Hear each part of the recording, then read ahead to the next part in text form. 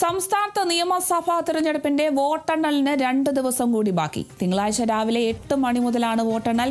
വോട്ടെണ്ണലിനുള്ള ഒരുക്കങ്ങൾ പൂർത്തിയായതായി തെരഞ്ഞെടുപ്പ് കമ്മീഷൻ അറിയിച്ചു. വിജയപ്രതീക്ഷയിലാണ് എല്ലാ മുന്നണികളും സ്ഥാനാർത്ഥികളും. വിവരങ്ങളുമായി ആന്റണി ജോർജ് ആണ് ചേരുന്നത്. ആന്റണി, മെയ് 4-നാണ് കേരളം കാത്തിരുന്ന വോട്ടെടുപ്പ്. രാവിലെ 8 മണി മുതലൊക്കെയാണ് വോട്ടെണ്ണൽ തുടങ്ങുക. വിവരങ്ങൾ എങ്ങനെയാണ്? തീർച്ചയായും കേരളം വളരെ ആവേശത്തോടെ കാത്തിരിക്കുന്ന, വളരെ വളരെ ആകാംക്ഷയോടെ കാത്തിരിക്കുന്ന ആ തെരഞ്ഞെടുപ്പ് ഫലത്തിന് ഇനി മണിക്കൂറുകൾ മാത്രമാണ് ബാക്കിയുള്ളത്. തിങ്കളാഴ്ച രാവിലെ 8 മണി മുതലാണ് വോട്ടെണ്ണൽ നടക്കുക. സംസ്ഥാനത്ത് 43 കേന്ദ്രങ്ങളാണ് വോട്ടെണ്ണലിനായി സജ്ജീകരിച്ചിരിക്കുന്നത്. അതിൽ 140 മണ്ഡലങ്ങളിലെയും വോട്ടുകൾ എണ്ണും. രാവിലെ 8 മണിക്ക് വോട്ടെണ്ണൽ ആരംഭിക്കും.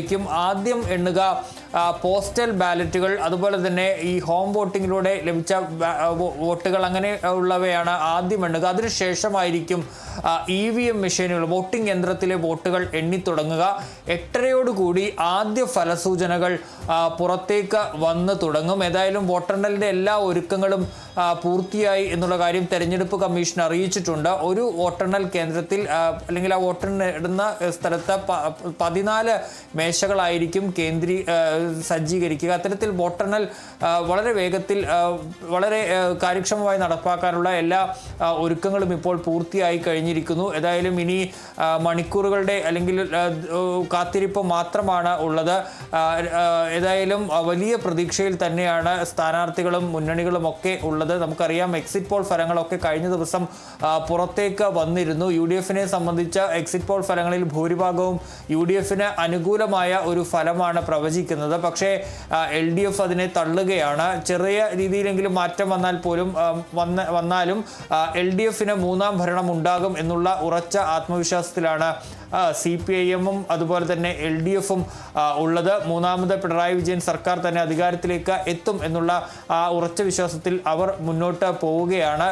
UDFനെ സംബന്ധിച്ച് നമുക്കറിയാവുന്ന പോലെ അവർ വലിയ വിജയപ്രതീക്ഷയിലാണ്. വളരെ അനുകൂലമായ സാഹചര്യമാണ് അവരെ സംബന്ധിച്ച് ഉള്ളത്. നമുക്കറിയാവുന്ന പോലെ കഴിഞ്ഞ ഈ ഫലത്തിന് വരുന്നതിന് മുമ്പ്, വോട്ടെടുപ്പ് കഴിഞ്ഞതിന് പിന്നാലെ തന്നെ UDFിലല്ല കോൺഗ്രസിൽ വോട്ടെണ്ണൽ ചർച്ചകൾ, മുഖ്യമന്ത്രി ചർച്ചകൾ വളരെ സജീവമായി തന്നെ ഉയർന്നൊരു സാഹചര്യമുണ്ട്. പല ഇടങ്ങളിലും പല നേതാക്കൾക്കും വേണ്ടിയും ഫ്ലെക്സ് ബോർഡുകളടക്കം ഇപ്പോൾ തന്നെ നിയുക്ത മുഖ്യമന്ത്രിക്ക് അഭിനന്ദനങ്ങൾ എന്ന നിലയിൽ ഫ്ലെക്സ് ബോർഡുകളൊക്കെ പ്രത്യക്ഷപ്പെടുന്ന കാഴ്ചയും കണ്ടിരുന്നു. അത്തരത്തിൽ അവരുടെ ആത്മവിശ്വാസം വളരെ ഉയരത്തിലാണ്. വളരെ അനുകൂലമായ സാഹചര്യം UDFന് ഉണ്ട് എന്നുള്ള കാര്യം വോട്ടെടുപ്പ് മുതൽ, പ്രചരണ കാലം മുതൽ തന്നെ UDF പറയുന്നു. ഏതായാലും അത് അറിയാൻ ഇനി നമുക്ക് 2 നാളുടെ കാത്തിരിപ്പാണുള്ളത്. ഏതായാലും ആ പ്രതീക്ഷ UDF കൈവെടിയുന്നില്ല.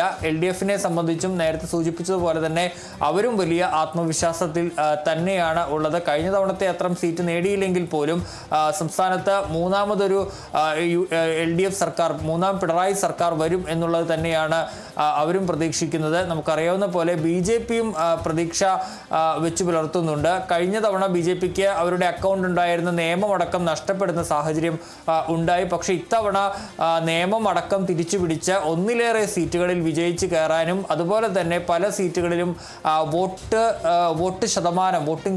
വോട്ടുകളുടെ അവരുടെ ഒരു വിഹിതം വർദ്ധിപ്പിക്കാൻ കഴിയുമെന്ന പ്രതീക്ഷയും BJPക്കും ഉണ്ട്. നമുക്കറിയാവുന്ന പോലെ പ്രധാനമന്ത്രിയെ അടക്കം എത്തിച്ച് വലിയ പ്രചാരണമാണ് ഇത്തവണ BJP സംസ്ഥാനത്ത് നടത്തിയത്. ഏതായാലും ഈ വളരെ ആകാംക്ഷയോടുകൂടി തന്നെയാണ് രാഷ്ട്രീയ കേരളം ഈ വോട്ടെണ്ണലിനെ കാത്തിരിക്കുന്നത്. 8:30യോടുകൂടി ആദ്യ ഫലസൂചനകൾ പുറത്തേക്ക് വരും. ഏതായാലും 43 കേന്ദ്രങ്ങൾ സജ്ജീകരിച്ചിട്ടുണ്ട് ഈ 140 മണ്ഡലങ്ങളിലെ വോട്ടുകൾ എണ്ണുന്നതിനായി. ഏതായാലും ഒരുക്കങ്ങളെല്ലാം ഇപ്പോൾ പൂർത്തിയായിരിക്കുകയാണ്.